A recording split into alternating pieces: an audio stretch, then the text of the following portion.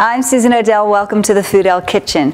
If you ever have that dried kind of stale bread around the house, keep it. Don't ever throw it away because you can make two things that you can keep in your freezer that you're going to use all the time. One of them is croutons and the other one are homemade breadcrumbs. First of all, let's have a look at making croutons.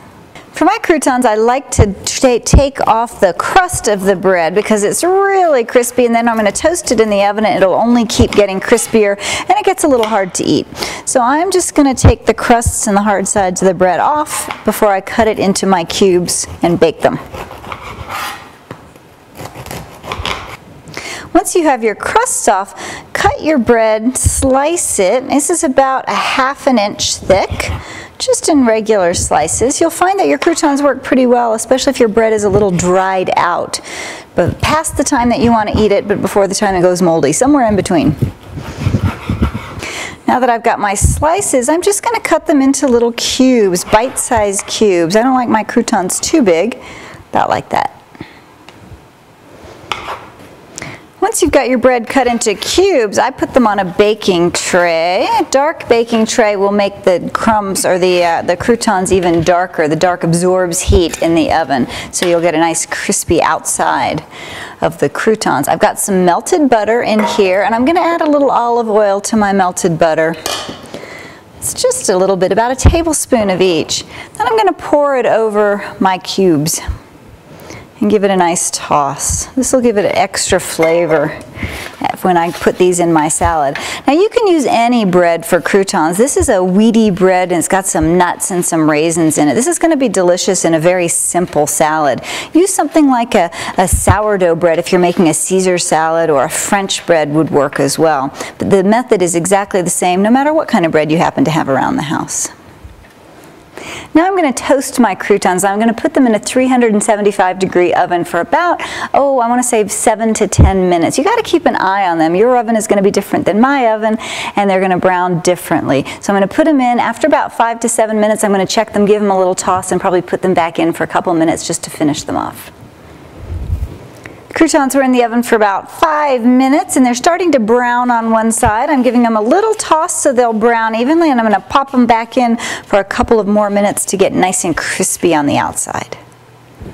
If you want to make your own breadcrumbs, it's really, really simple. Again, take some bread that's a little bit stale. The drier the bread, probably the better. I'm just going to give it a rough chop because I'm going to put it in my food processor, and the food processor is really going to do all the hard work. I'm not even removing the crusts in this case, but you can if you want. If your crusts are particularly hard, go ahead and cut them off before you put them in. So I'm just breaking the bread into sizable chunks and throwing it directly in the food processor. I like my breadcrumbs to be pretty fine, so I'm just going to turn this on and process it for a few seconds, keeping an eye on it so I don't make it too mushy at the bottom. Now once you get close and I see a lot of breadcrumbs forming, I'm just going to pulse it the rest of the way to try and break up the rest of the big chunks.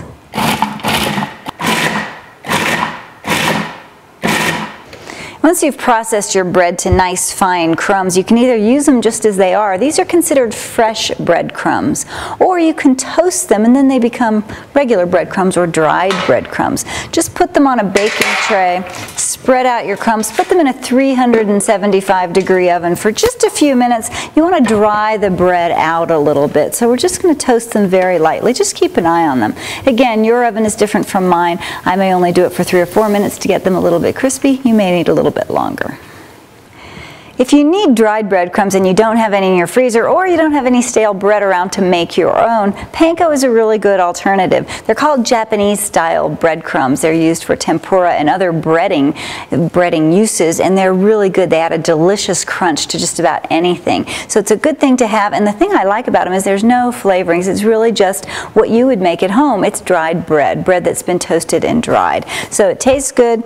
You can add all of your own flavorings, and you don't get that kind of commercial really salty bite when you bite into them.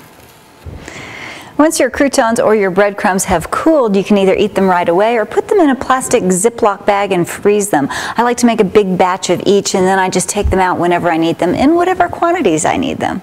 And while we talked about panko as being a good substitute for homemade dried breadcrumbs, there is no good store-bought substitute for croutons. Make your own and your salads will improve dramatically. Bon appetit.